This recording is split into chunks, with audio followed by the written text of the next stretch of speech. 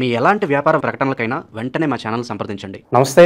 ఈరోజు మన స్టూడియోలో ప్రముఖ ఆధ్యాత్మికవేత్త ఆస్ట్రాలజర్ బ్రహ్మశ్రీ సుభాష్ శర్మ గారు మనతో ఉన్నారు. సో గురుగారితో మాట్లాడేద్దాం. నమస్కారం గురుగారు. శ్రీమాత్రేనండి. గురుగారు, గత కొన్ని నెలలుగా కుంభరాశి వారు వీడియోల మీద వాళ్ళ ప్రేమ కావచ్చు, వాళ్ళ ఆదరణ కావచ్చు, అలా చూపిస్తూనే ఉన్నారు. సో ప్రస్తుతం మనకి అక్టోబర్ మాసము ధనత్రయోదశి, విజయదశమి, దీపావళి వివిధ రకాల పండుగలు ఉన్నాయి. ఈ పండుగల్ని ఎలా వినియోగించుకుని కుంభరాశి వాళ్ళు అదృష్టవంతులు అవ్వచ్చు? ప్రజెంట్ వీళ్ళ పరిస్థితి ఎలా నడుస్తుంది గురుగారు? తప్పకుండా తెలియజేస్తానండి. ముందుగా ప్రేక్షకులందరికీ శ్రీమాత్రే నమః, శ్రీ గురుభ్యో నమః.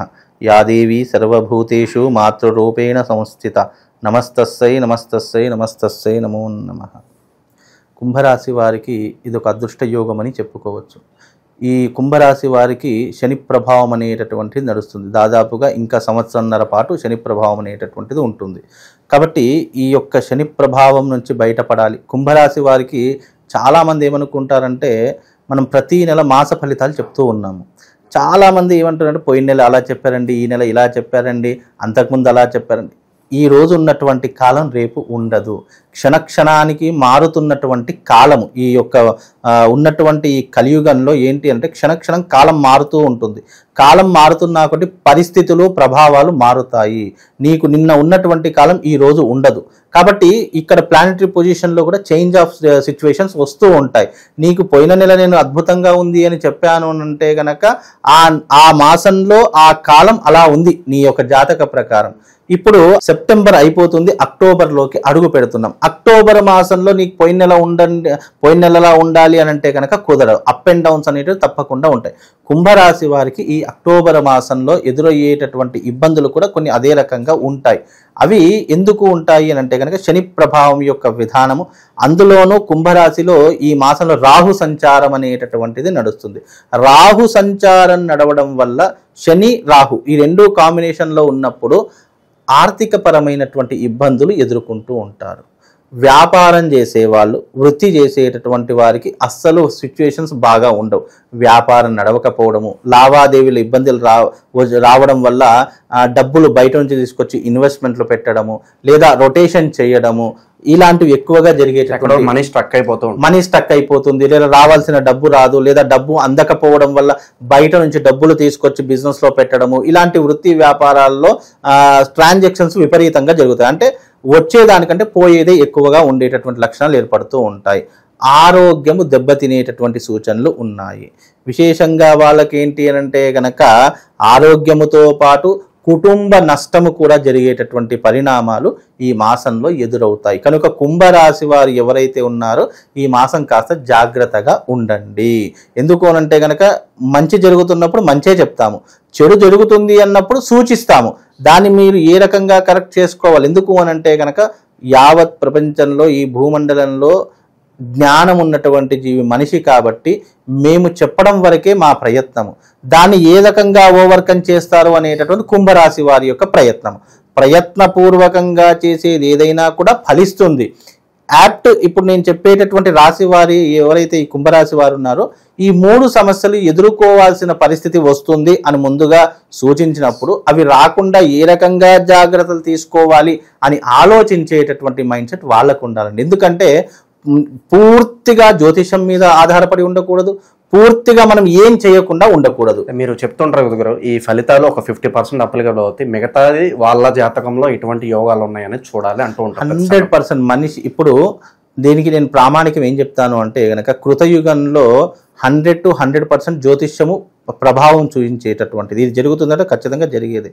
కృతయుగం అయిపోయింది, త్రేతాయుగంలోకి అడుగుపెట్టాం. త్రేతాయుగంలో 90% ఫలితాలు ఉండేటటువంటివి.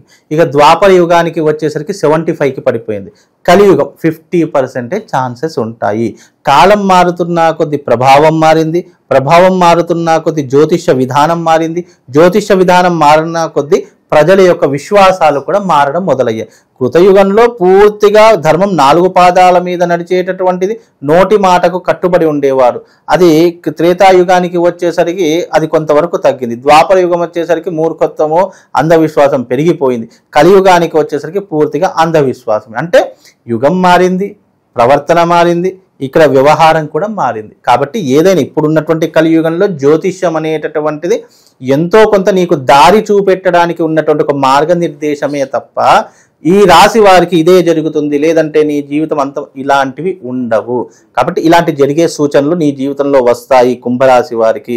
కనుక కాస్త జాగ్రత్తగా ఉండండి అని చెప్పేటటువంటి విధానమే ఈ కుంభరాశి వారికి. ముఖ్యంగా ఈ మాసంలో కుంభరాశి వారికి వేళ తప్పినటువంటి భోజనము, నిద్ర సరిగ్గా పట్టకపోవడం, మానసిక పరిస్థితులు ఎక్కువైపోవడము, ఆలోచనలు విపరీతంగా రావడము, ఒక స్త్రీ వల్ల నష్టపోవడము, విశేషంగా ఈ మాసంలో ఉన్నటువంటి విధానాలు అకాల ప్రయాణాలు చేయడం, డబ్బు విపరీతంగా ఖర్చులు పెట్టడము, లేనిపోని నీలాప నిందలు తల మీద పడడం, పోలీస్ స్టేషన్ వ్యవహారాలు, కోర్టు కేసులు లేదా మానసిక ఒత్తిడి, ఇవన్నీ కూడా ఒక్కసారిగా మీద పడి ఆ మనిషిని ఇబ్బంది పెట్టేటటువంటి సూచనలు ఈ మాసంలో ప్రారంభమవుతాయి. కనుక వీలైనంత వరకు జాగ్రత్తగా ఉండే ప్రయత్నం చేసుకుంటే అన్ని రకాలుగా బాగుంటుంది. వివాహ ప్రయత్నాలు కావచ్చు, విదేశీ ప్రయత్నాలు పోస్ట్పోన్ చేసుకుంటేనే బెటర్. ఈ మాసంలో వివాహ ప్రయత్నాలు ఎన్ని చేసినా ఏమీ ప్రయోజనం లేదు.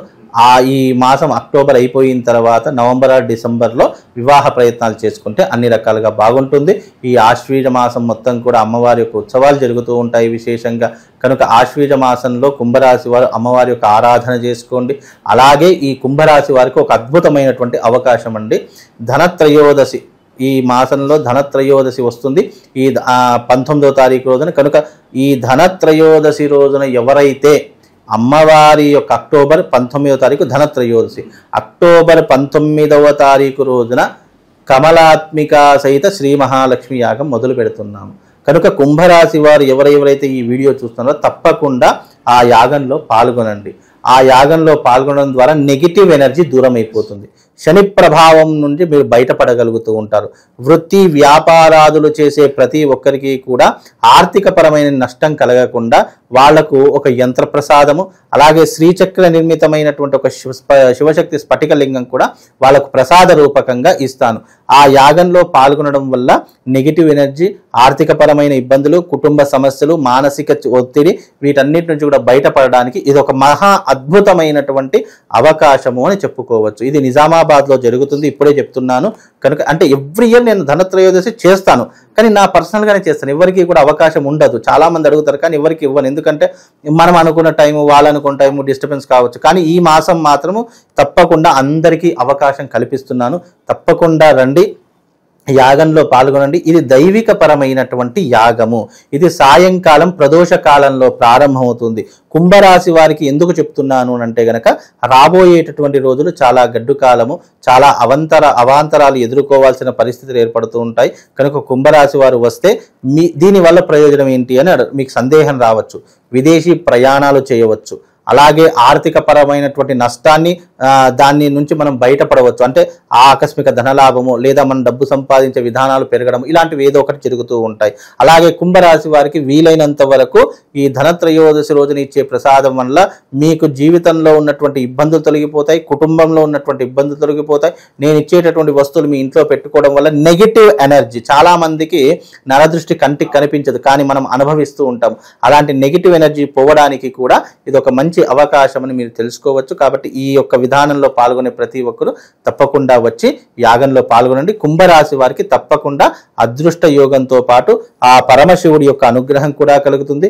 ఇది ఎస్పెషల్లీ ధనత్రయోదశి మాస శివరాత్రి రోజున రావడం జరుగుతుంది. ఇంకా మహా అద్భుతమైనటువంటి యోగము. కనుక ఈ యోగంలో ఎవరైతే పాల్గొంటారో వాళ్ళకు రాజయోగం సిద్ధించే అవకాశం ఏర్పడుతుందండి. ఓవరాల్గా కుంభరాశి వారి పరిస్థితి ఏ విధంగా ఉంటుంది, ఎలాంటి జాగ్రత్తలు తీసుకోవాలి, మీ మాటలో చాలా బాగా వివరించారు. ధన్యవాదాలు. శ్రీమాత్రే.